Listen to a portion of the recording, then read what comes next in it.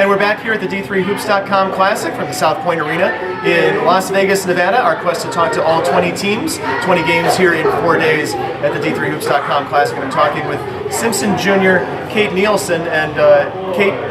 First of all, it's been a kind of a crazy week for Simpson with Coach Brian Niemuth having to get taken off the plane with health issues and all that. How did that? You guys got off to a kind of a crazy start before you even got here. Yeah, he wasn't feeling well, and it was in his best interest to go home. And we were thinking of him the whole time, but we weren't worried at all because our assistant coaches, they know what they're doing, and we had faith from the start. We didn't question it one time what was going to happen. We knew that we were just going to play our game, and we'd be all right, and he'd be back home watching and thinking about us. And did it to the tune of 2 victories over the course of the week here. The win against Eureka in the first game, and then a win on, today's Friday, right? The days all kind of run together. Against Thomas More, the 25th ranked Saints go down 79-66. Kate, and we've seen it from Simpson before. Having watched Simpson over the years, the system, the theory doesn't change. Press, throw waves of players at people. I got a lot of people who average between maybe 17 and about 25 minutes a game, but you had to take on a bit of an extra load today because your teammate Stacy Schutzer went down with an injury pretty early on. Yes.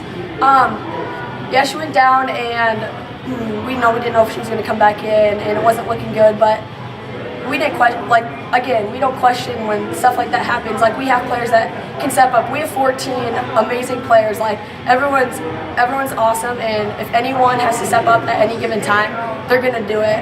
It doesn't matter.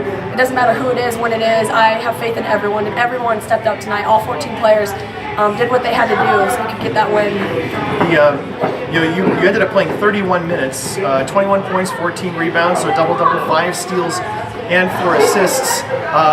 There was a stretch of, I think it's probably the first 11, 12 minutes of the second half, you didn't get a breather. And I suspect it's probably been a while since you played 31 minutes in a game, considering the way Simpson usually plays. Yeah, that's more minutes than I usually play, but honestly, I felt good, and when I got a little breather, I was ready to come back, and you just got to be ready. You got to suck it up, I guess. I know that we were talking on our before the interview started. You actually started your collegiate career, first of all, at a Division II school, and secondly, not even playing basketball at all. So tell us how you got started playing soccer in college, and then why you decided to switch to basketball and switch schools. Well, in high school, I played both sports, and I loved them both for different reasons. And I thought soccer was what I was meant to do, and so I went and played for a year. Liked it, but didn't love it, and I loved the game of basketball, and that was my reason. And Simpson was the school I wanted to go to. It was my first choice no matter what for basketball. I love the coaches. We've always been good. Simpson has a great reputation, and I just transferred for the love of the game, and I'm so happy that I did it. We like to hear that. That's the whole Division III thing is about. Did you ever any thought about playing soccer or volleyball at Simpson as well? I thought about it, but I really wanted to focus just on basketball. I didn't want anything to take away from the season. I wanted to be able to give my very best just to basketball and to the team, and so that's why I chose just to do basketball. So you guys are 9-3 now, and of course you have a pretty big game coming out when you get back. Conference play starts, and you start with the team that got you guys for the conference championship last year in Co. Yeah, Co is a very good team. They're always good, but if all 14 players step up like we did while we were here in Vegas, there's no question about what we can do for the rest of the season. Any extra emphasis, especially being against the defending conference champ? We're out to get them, yeah. We're definitely out to get them this year. That's fair.